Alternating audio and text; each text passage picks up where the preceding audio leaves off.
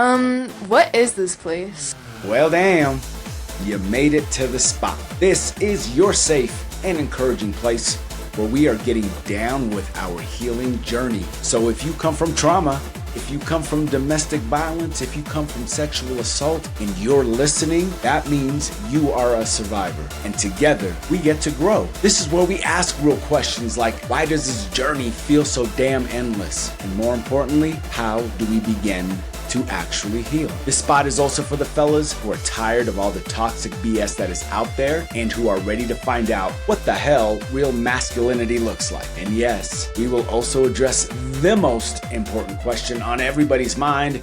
Dude, what's that on your face? So please join me, David Torres, on this path where we stop blaming, where we start healing, and where we start getting answers.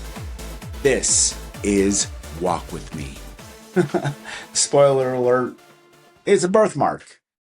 It's just a damn birthmark.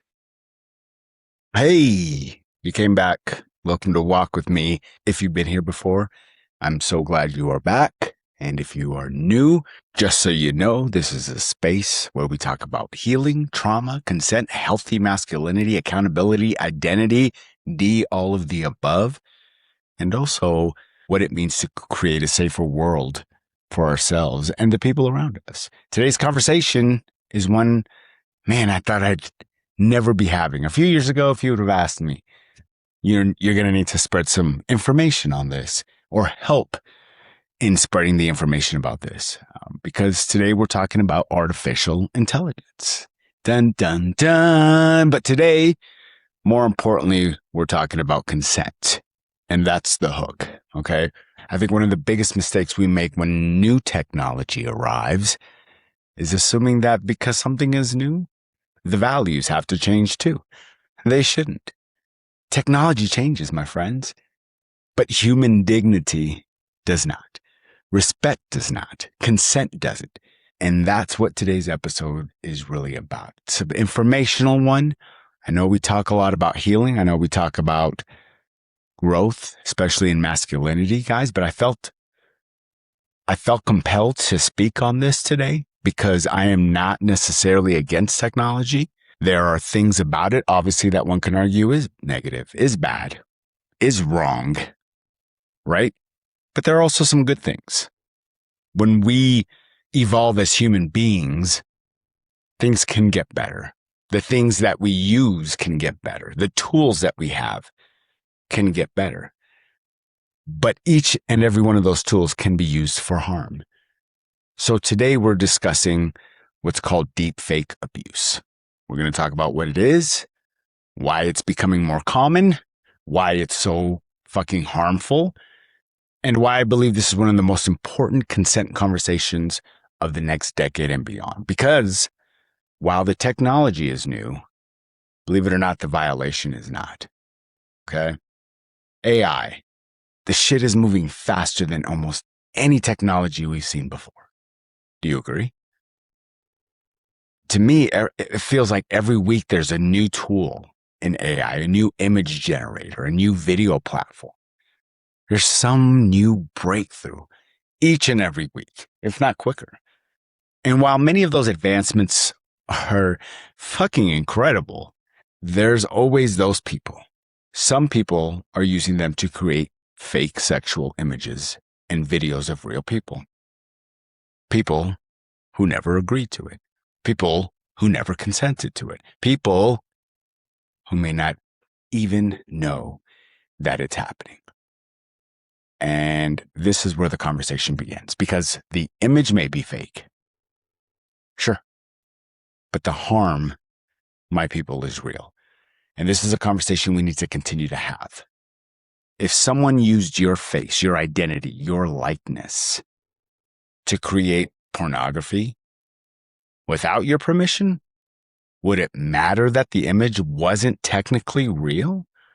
Especially with how advanced images are through AI right now and getting better by the day? Most of you would not even hesitate to answer. Of course that shit matters. Of course that would mean something to you. Because what is being violated isn't just the image, it's the person. And I don't want you to get all down on this because we need to educate and we need to hear, sometimes we need to hear the hard shit. Okay. And the more we educate ourselves about this, the more we realize, the more we figure out the things that we can do to help prevent this, the better off we may be as a humankind. Because this shit is real. So let's talk about what it actually is first. What is deepfake abuse? Deepfake abuse obviously occurs when AI is used to create fake images, videos, audio that appear to show a real person doing or saying something they never actually did. The most common form today involves fake nudes, yes, pornography, manipulated sex videos created using the face of a real person. And here's the truth moment. More often than not, it's women. Even worse, sometimes it's minors, teenagers. Sometimes it's former partners. Sometimes it's complete strangers. The technology may be artificial, y'all, but the humiliation isn't. The fear isn't. The fucking violation isn't.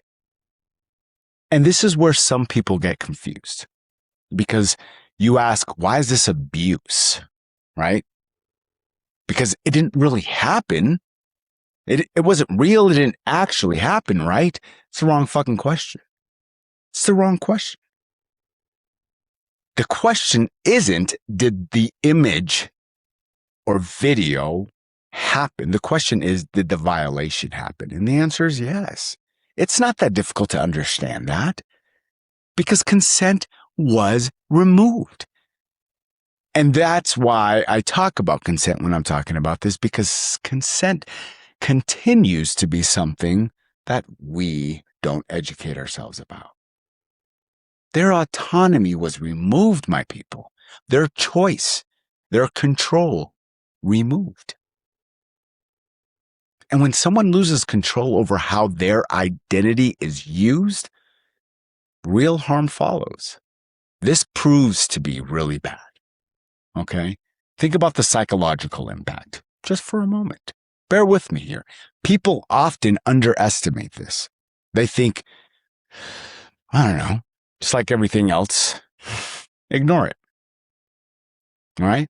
Just who cares? But victims frequently experience anxiety, shame. Wouldn't you? Wouldn't you be embarrassed? Have panic? Wouldn't you be hypervigilant? Wouldn't that cause you a little bit of depression? Maybe a little bit of fear of being seen differently? Sure, we talk about it doesn't matter how others view you, but we're not talking about the way you look in an outfit, the way you look online when you're posting your own videos, when you're on a podcast like me with a big fat red birthmark on your face. That's not what I'm talking about. I'm talking about your unconsented images. Here's the thing. The brain doesn't always care that the image is fake. The emotional impact is very real. That image may be fake, but what you're experiencing because of that image being sent out there, that shit is real. It's true. And let's break this down. Let's break this down really good because this isn't necessarily about technology, because it's not. Technology is going to be here. But I want to go a little bit deeper because I don't really think this is a tech story. This is a humanity story. Huh? The problem isn't AI. The problem was never about things that were created, new technologies, new ways of doing things. The problem is what people choose to do with it. And a lot of you can say, well, that just comes with the territory. That's just what happens. That's just what happens when humanity or society deems it okay. Every powerful tool eventually forces us to ask, just because we can, should we? Right? Think about that for a second. And let me speak one moment directly to men. Okay? I want to speak to you, if you're listening, especially you young men, because many of the people creating and sharing this shit are men. Listen very carefully. When you use someone's image for sexual gratification without their permission, you're not appreciating them. You're objectifying them. Those are not the same thing. And if you hear the word objectify and it doesn't startle you, or it doesn't make you cringe just a little bit, you're on the wrong side of this. You're on the wrong side of understanding what it feels like to be used for something without you saying it's okay. And if you have felt that way before and you're saying, well, it happened to me, why can't I do it to them? Because that's not how shit works. Because that's not how growth works. That's not how strength is built. You're just piling on your weaknesses. Healthy masculinity requires empathy. It also requires respect, boundaries, consent, whether you're online or offline. We've talked about this. We've talked about things that you do behind other people's back, behind closed doors, when no one is looking. And my friends, that is your integrity. That is what you will lead this world with. And you can have that mentality of who fucking cares. People care. When you hurt people in a manner that they have that you may not have any possible recourse, at least right now, or enough, you're doing shit because you just think you can. And when people do things because they just can, and it hurts other people, that is the opposite of love. That is the opposite of respect, and that is the opposite of being a man. A person's face is not public property. A person's identity is not yours to use or yours to manipulate. I hope that rings for some of you. Reach out. Let me know what you think. Let's talk about identity and consent, because this is where I think the conversation actually gets really interesting. Because consent isn't only about our bodies. Consent is also about identity, my friends. Who gets to decide who you are? Who gets to decide how you are represented? And honestly, who gets to decide how you're seen? Who should get to decide these things is you. And it should always be you. Deepfake abuse steals that choice. And that's why that issue matters so fucking much. If this happens to you or someone you know, there are resources and support. Granted, I will admit that I don't think it's a lot or it's enough. I think this is something that needs to be taken so much further. And hopefully soon it will. I think this is something that requires the law to get involved in a very serious way. Whether that happens or not, it remains to be seen. More people talking about it, more people putting it out there and educating people, that should help. But there are civil rights initiatives that are happening, and I'm going to list all the resources that I know of. Please add yours or send me a message to add more. If I missed any, because I'm sure I have, that may help with that. And we do need to keep fighting, and we need to do something. And we need to continue talking about it.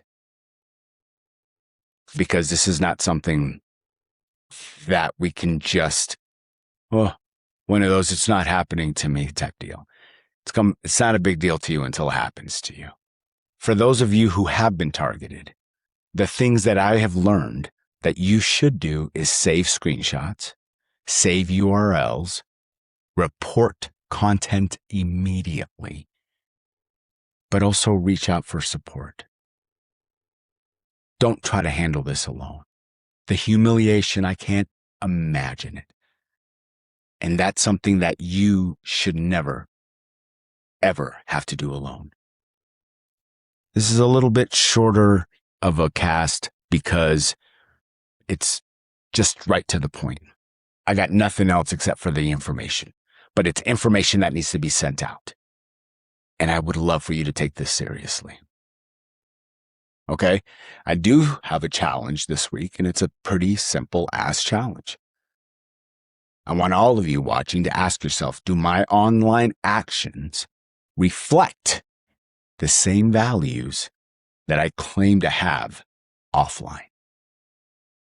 Because character doesn't disappear behind a screen. Character reveals itself there. Pay attention to that and do this, because if you don't do anything, nothing changes. I also have a fashion tie-in this week. This one's a little bit more. One of the reasons that I love fashion, and let me pause there for a second. I do love fashion. I truly believe that I suck at being fashionable. I have clothes that I'm comfortable in, but I love like that runway type New York City, downtown, you know what I mean? Fashion. And I suck at it. No clue what the fuck I'm doing, but I still love it. And I'm learning, but I suck at it. But anyways, the reason that I love fashion is that it has always been about identity. It's one of the ways we tell the world who we are before we ever say a word. And yeah, sometimes it can be interpreted incorrectly, but that's just how we do it. We get to choose. We choose how we present ourselves. We choose how we express ourselves. We choose how we define ourselves. That's why, my friends, the fashion industry has been having some real difficult conversations lately around AI-generated models and digital likeness. As brands and creators explore what AI can do, one question keeps coming back. Who fucking owns your identity? Because your face, your body, your image, your style, those aren't just pixels, man. That's you. They're you. Deepfake abuse takes away one of the most fundamental human rights that we all have. The right to decide how we're represented. That's why this conversation isn't really about AI, is it? It's about human dignity. Whether you're talking about fashion, photography, film, for God's sakes, even social media, healthy communities are built on one simple fucking principle. Every person deserves the right to define themselves, not have someone else define them without their consent. Because identity, that's something, that shit is something we build. It's not something someone else can steal or gets to steal. Listen to this. Fashion is about choosing how the world sees you. And deepfake abuse is someone else making that choice for you. We all love choice. Deep down to our core, no matter what the rest of your beliefs are, I think choice and having it is something that most humans would agree upon, especially in this case. Guys, technology is going to continue to change. The question I think that we should really ask ourselves is whether our character is going to change with it. Because consent, respect, dignity, empathy, those values should never, ever become outdated. Let's bring this home. Today we talked about what deepfake abuse is, why it causes real harm, why consent applies online, and how identity and autonomy are connected. Where you can find support, there'll be stuff in the show notes. I'll also throw it on the website. If you go there, not many of you are going to the website. I don't know what the fuck I'm paying for that for. Just kidding. I love it. I'm just kidding. But if you see that list and you know of other things or other organizations or any other resources, please put them in comments and I will add them, especially on the website. Okay. The future isn't just about what technology can do. It's about what we choose to do with it. Remember that image out there, sure, it may be fake, but the harm that it causes, that shit is fucking real. And if we're going to build a healthier future, we have to carry our humanity into that. I hope that you choose to do that with me. Until next time, take care of yourself, please. And I'll see you on the path. Hey y'all, thanks for walking with me today. If something in this episode resonated with you, you can find resources, support organizations, and additional information at walkwithmepod.com. Whether you're seeking help for yourself or someone you care about, those resources are there for you. You can also connect with me on social media. All of the links are in the show notes and on the website. I always welcome your reflections, questions, and stories. And with your permission, some may even help guide future episodes as this community continues to grow. If you believe in what we're building here, please take a moment to rate and review the podcast. It truly helps this message reach more people who may need it. And if someone came in mind while you were listening today, consider sharing this episode with them. Sometimes a single conversation can open the door to healing. Until next time, keep moving forward, one step at a time. Psst, this part is super important, my friends. I want to be very clear about something. I am not a licensed therapist, a counselor, a psychologist, or a medical professional. The content shared on Walk With Me is based on personal experience, research, education, and lived perspective, not professional or clinical advice. This podcast is intended for educational, reflective, and community-based conversation only. It is not a substitute for professional mental health care, medical treatment, legal advice, or crisis intervention. If you are in immediate danger, experiencing a crisis, or need professional support, please contact emergency services or a licensed mental health professional or a trusted support organization right away. Resources and hotlines are listed in the show notes and on walkwithmepod.com. Listening to or participating in this podcast does not establish my therapeutic, professional, or client relationship between you and I. My goal here is to open conversations, challenge harmful patterns, and offer insight and hope. But your safety, healing, and care deserve qualified, professional support when needed. Please take care of yourself